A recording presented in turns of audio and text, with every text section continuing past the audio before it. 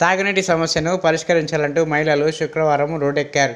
దుబాక మండలం తిమ్మాపూర్ గ్రామం చెందిన మహిళలు ఖాళీ బిందెలతో గ్రామ పంచాయతీ వద్ద ధర్నా నిర్వహించారు.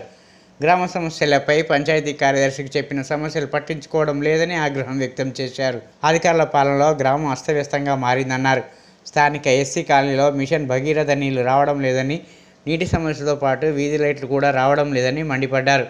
నా పేరు బాలలక్ష్మి. ఎస్సీ కాలనీకి దాదాపు ఎస్సీ ఇండ్లు కలిసి 100 పైననే ఉంటాయి. మాకు ఒక గడ్డ దగ్గర ఒకటే ట్యాంక్ ఉంది. ఆ ట్యాంక్ మీద అందరు 100 ఇండ్లు ప్లస్ బడ్డెన్ వాడుట్లా అది తొందరగా కాలిపోతుంది.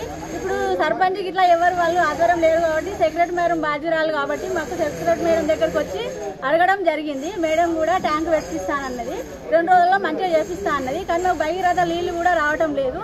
నీళ్ళకి చాలా ఇబ్బంది అవుతుంది. వర్షాకాలం ఇట్లా ఇబ్బంది ఉంటే ఇంక ఎండాకాలం ఇంకేం దింపట్టు ఉండాలి.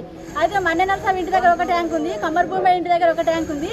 ఆ ట్యాంకులలో ఏ మోటార్ అటు వేస్తే ఎక్కడో అక్కడ పట్టుకుంటారు కాబట్టి ఈ ట్యాంక్ మీద బడ్డ అనేది పడది, తొందరగా గాలిపోవడం ఉండదు. మేడం కూడా మేము ఇబ్బంది ఉండదు, మేడం కూడా ఇబ్బంది ఉండదు. ఎక్కడ అక్కడ పట్టుకుంటే అందరికి సాల్వ్ అవుతాయి కాబట్టి దయచేసి గవర్నమెంట్ ఈ నీళ్ళ సమస్యను పట్టించుకొని ఏ ట్యాంకులలో ఆ మోటార్ ఫిట్ చేస్తే ఏ సమస్యలు అనేవి మా ఎస్సీ కళ్ళు ఉండయి.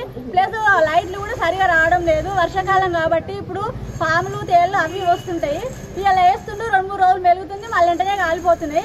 అందుకనే మా లైట్లను కూడా కొంచెం మంచిగా పట్టించుకొని మంచి బుగ్గలు తెచ్చి మంచిగా వేయగలరని కోరుతున్నాం. గవర్నమెంట్ దయచేసి మాత్రం మా ఎస్సీ కళ్ళని ఖచ్చితంగా పట్టించుకొని మా పేదవాళ్ళం కాబట్టి ఇక్కడ ఎవరు అది కాకుండా ఉంది. నీళ్ళకి చాలా ప్రాబ్లం ఉంది. వర్షాకాలం అయితే చాలా ప్రాబ్లం ఉంది. ఎండాకాలంలో అయితే వాళ్ళ ట్యాంకులకు కూడా పోతే ఇక్కడ ఎందుకు వస్తున్నారు, వాళ్ళు మోటార్లు బంద్ చేసుకుంటారు ఎందుకు. కాబట్టి మాకు ఎస్సీ కాలనీ కంపల్సరీగా నీళ్ళు కావాలి. ఏ గవర్నమెంట్ అధికారులు వచ్చినా కూడా 100 పైననే ఉంటాయి. మాకు నీళ్ళకి చాలా ఇబ్బంది అవుతుంది. భగీరథ నీళ్ళు వస్తే మన ట్యాంకర్ కాడ ఎందుకు అది చేస్తాం. ఇళ్ళల్లో మంచిగా నీళ్ళు వచ్చినాక ట్యాంకర్ వచ్చి బట్టలు వినడము, పతాకం ఎస్సీ వాళ్ళు బట్టలు విడుతురు అంటారు. బట్టలు వినడానికి కారణం ఏందని ఎవరన్నా అడుగుతురా?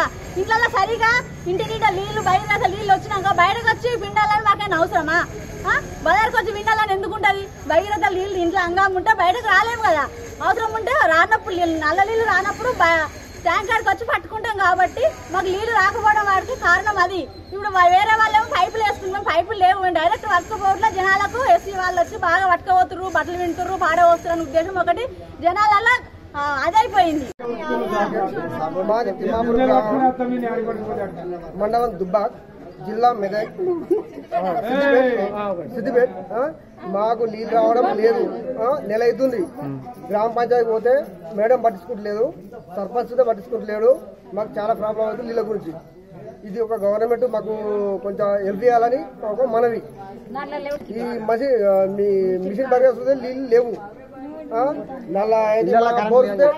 అంటే చేస్తలేదు మేడం.